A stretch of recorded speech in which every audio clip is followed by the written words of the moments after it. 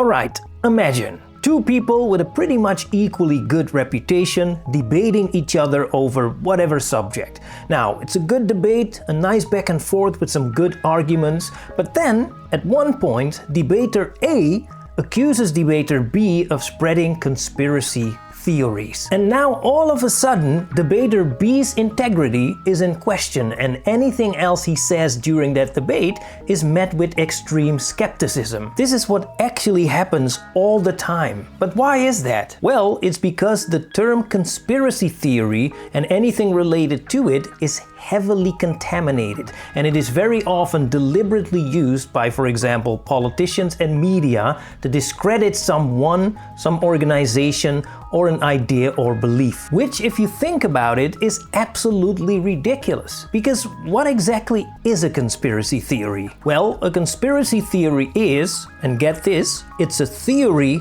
about a conspiracy. Now, what is a conspiracy? Now, a conspiracy is two or more people secretly doing something or trying to do something, and it's usually something bad. Now, what is a theory? Now, a theory is basically a story, usually based on some evidence and some suspicion about some possible occurrence or situation. That's a theory. So a conspiracy theory is nothing more than a story which may or may not be true about two or more people secretly doing something or trying to do something that is probably bad. That's all it is. That's a conspiracy theory. So, in and of itself, why should someone be attacked for that? Why should someone be discredited for that? It's absolutely ridiculous. In fact, I'd say conspiracy theories are good. I'm all for them. We all need conspiracy theories to make it through life. I mean, how do you think the police solves cases? A crystal ball?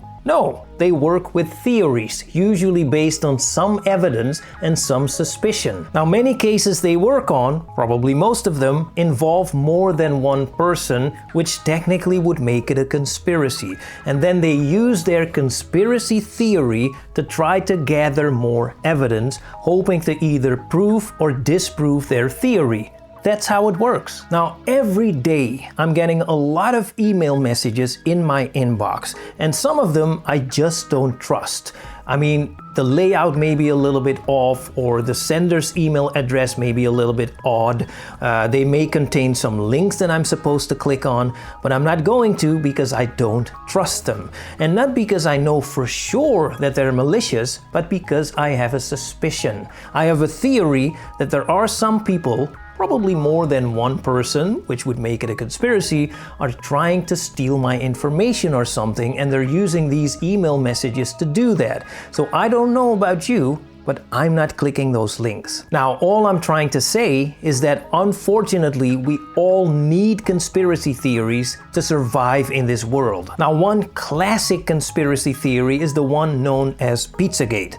Now, Pizzagate alleges high-ranking US politicians, in the case of Pizzagate, primarily members of the Democratic Party, being involved in a huge pedophile ring, and the allegations include child trafficking, child abuse, and even satanic slaughter of children. Now, of course, this conspiracy theory was immediately dismissed by mainstream politicians and mainstream media, and everyone who claimed to believe in it was ridiculed. And it has even been used as an example to point out exactly how ridiculous it is for anyone to believe in any conspiracy theory. Now, fast forward to today.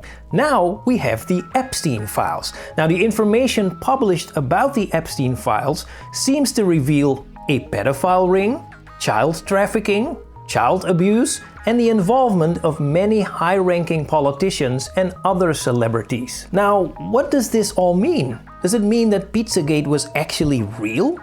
Well, I don't know, but it definitely has a lot of similarities to the Epstein files. So what can we learn from this? What do you believe? Is it A? So all believers in Pizzagate initially were ridiculed until they were completely vindicated by the Epstein files. So the Epstein files prove that conspiracy theories like Pizzagate, which mainstream politicians and mainstream media have been trying so desperately to suppress, are all real. People should stop listening to these deceiving mainstream narratives, which are only meant to distract. The real truth is often hidden in these conspiracy theories, which are often perpetuated by social media platforms like TikTok, Instagram, even YouTube, and others. Or B, one of the biggest problems in the world right now is people being misinformed. And ironically, one of the main causes for that is gullibility. Many people seem to have a tendency to blindly accept any information from any single video or meme or any other piece of content they come across on any social media platform as the truth without asking any questions. Now, of course, this makes for the perfect environment for information that might be completely false to spread and form the basis for the most outrageous conspiracy theories, which many people then blindly believe in and are even willing to defend.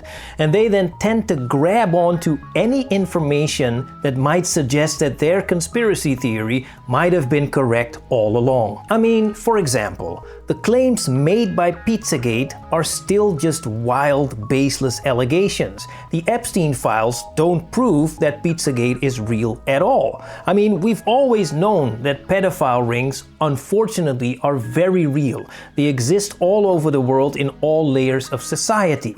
So if there is a theory about a pedophile ring, and then some evidence emerges about a pedophile ring, doesn't necessarily mean they're the same thing. I mean, anyone could just make up a story about drug use amongst a certain group of politicians, for example. Now, if someone would then discover that some politicians have been using drugs, does that mean that that initial conspiracy theory was legit all along?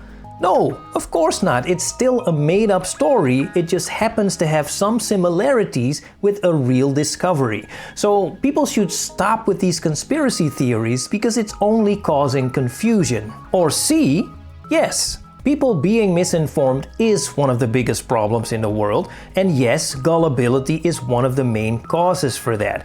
But gullibility, in a way, goes both ways. So yes, people should be very careful about what information coming from these social media platforms they should accept as the truth, because there's a lot of nonsense floating around on these platforms. But people should also be very, very careful about the information coming from mainstream media, because we know that mainstream media has been used before to create and perpetuate false narratives with the objective to manipulate the population. So instead of blindly believing any and every piece of information they come across, people should learn to accept and be comfortable with not knowing.